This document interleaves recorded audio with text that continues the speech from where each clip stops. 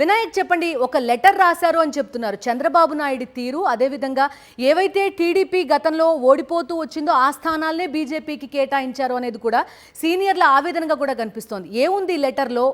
అధిష్టానం ఎటువంటి చర్యలు తీసుకోబోతోంది అనే ఒక క్వశ్చన్.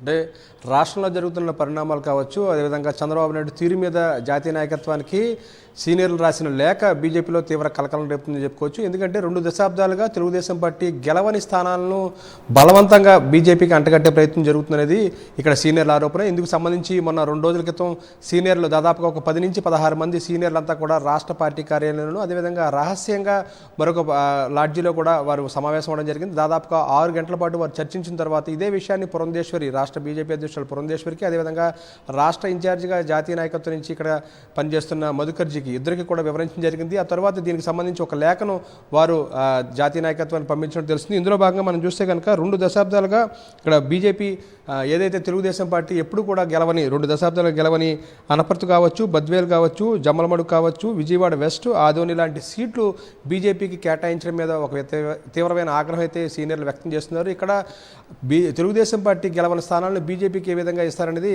వారు ప్రశ్నిస్తున్నారు. అదేవిధంగా ముఖ్యమంత్రి ప్రాతినిధ్యం వహిస్తున్న కడప జిల్లా నుంచి 2 సీట్లు, బద్వేల్ కానీ జమ్మలమడుగు కానీ 2 సీట్లు కూడా కేటాయించడం మీద, ఒకే పార్లమెంట్ నుంచి 2 సీట్లు ఏ విధంగా కేటాయిస్తారనేది కూడా వారు ప్రశ్నిస్తున్నారు. ముఖ్యంగా చూసుకుంటే కనుక బద్వేల్లో కనీసం బీజేపీకి కార్యకర్తలు, పోలింగ్ బూత్ ఏజెంట్ కూడా లేరు, అదేవిధంగా కార్యకర్తలు కూడా లేరు. ఈ నేపథ్యంలో అక్కడ ఏ విధంగా పోటీ చేస్తామనేది వారు ప్రశ్నిస్తున్నారు. అదేవిధంగా విశాఖపట్నం నుంచి, సిటీ నుంచి 2 సీట్లు ఆశిస్తే విశాఖ నార్త్ కాకుండా పాడేరు కేటాయించడం మీద కూడా కొంత అసంతృప్తి కలుగుంది. అక్కడ మాడుగులు కానీ, అదేవిధంగా మరోవైపున చోడవరం కానీ ఆశించారు. కానీ ఆ 2 స్థానాలని కూడా ఏకపక్షంగా నిన్న చంద్రబాబు నాయుడు తమ 2వ లిస్టులో ప్రకటించడం మీద కూడా తీవ్ర ఆగ్రహం వ్యక్తం చేస్తున్నారు. దీంతోపాటు అనంతపురం జిల్లాకు సంబంధించి కదిరి కావచ్చు, అదేవిధంగా మరొక 3 స్థానాలు అంటే మదనపల్లి కానీ, శ్రీకాళహస్తి కానీ, అక్కడ ఆ 3 స్థానాలు కూడా చిత్తూరు నుంచి, అదేవిధంగా అనంతపురం నుంచి ఆశించారు. కానీ ఆ 3 స్థానాలను కూడా 2వ లిస్టులో ప్రకటించడం కూడా కొంత ఆగ్రహం కలిగిస్తుంది. ఈ నేపథ్యంలోనే చంద్రబాబు నాయుడు బీజేపీ స్థానాలను ఏ విధంగా ఖరారు చేస్తారంటూ కూడా సీనియర్లు తీవ్ర ఆగ్రహం వ్యక్తం చేస్తూ లేఖ రాసినట్టు తెలుస్తుంది. ఈ నేపథ్యంలో బీజేపీ అధిష్టానం ఏ విధంగా స్పందిస్తారని చూడాలి. రేపు 17వ తేదీ నాడు